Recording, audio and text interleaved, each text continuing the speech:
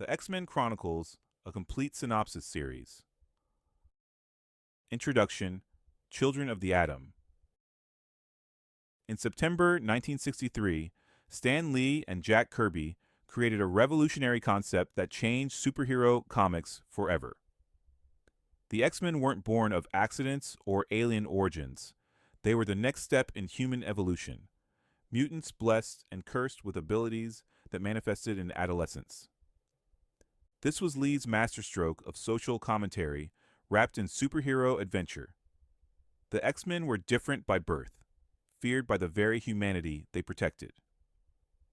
The series became an allegory for civil rights, exploring what it meant to be marginalized in a world that viewed your existence as a threat. Professor Charles Xavier envisioned peaceful coexistence between humans and mutants.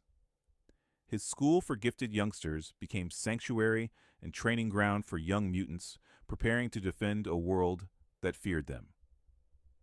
Xavier's dream was challenged by Magneto, who believed humanity would never accept mutants and that Homo Superior must claim dominance. The original team represented the diversity of mutant experience: Scott Summers, Cyclops, with deadly optic blasts; Jean Grey with telekinetic powers; Warren Worthington III, Angel, with wings that marked him as visibly different; Bobby Drake, Iceman, with thermal manipulation; and Hank McCoy, Beast, whose enhanced abilities proved mutation could enhance humanity. From inception, X-Men explored belonging, identity, and fighting for acceptance while maintaining principles. It asked what it meant to be human when humanity was evolving, and whether understanding could conquer fear. Issue number 1. X-Men, September 1963. The dawn begins with fear. Stan Lee and Jack Kirby introduce a world where evolution has leapt forward, and humanity trembles at the unknown. Professor Xavier sits in his Westchester mansion, his telepathic mind witnessing Magneto's attack on a military base. The master of magnetism reduces mankind's weapons to scrap while declaring Homo Superior's destiny. This opening establishes the ideological war, Xavier's vision of coexistence versus Magneto's inevitable conflict. At Xavier's school for gifted youngsters, newcomer Jean Grey meets the original X-Men. Scott Summers, Cyclops, wields devastating optic blasts but must live behind protective glasses, his gaze a constant weapon. Warren Worthington III, Angel, soars on wings that mark him as visibly different. Bobby Drake, Iceman, manipulates ice with youthful enthusiasm, masking devastating power.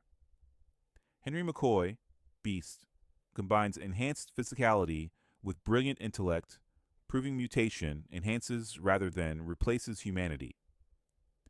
Xavier's dream emerges. These young people will protect humanity while demonstrating that mutants are partners, not threats.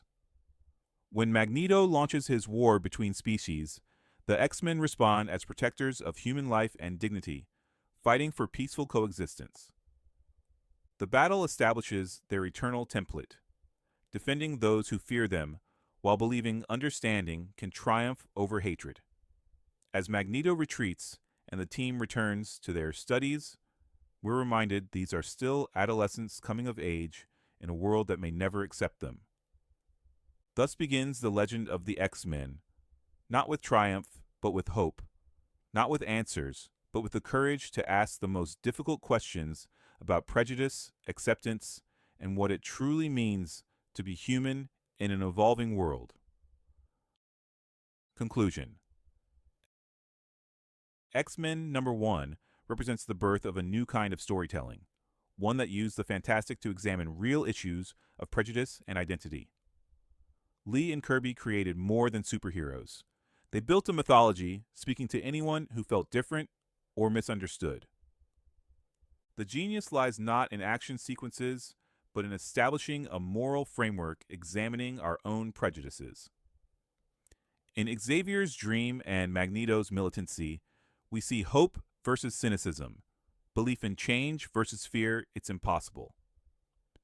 From this 1963 beginning, the X-Men grew into comics' most enduring franchise, proof that stories asking the hardest questions about humanity resonate across generations. The saga continues, exploring what it means to be human in a constantly changing world.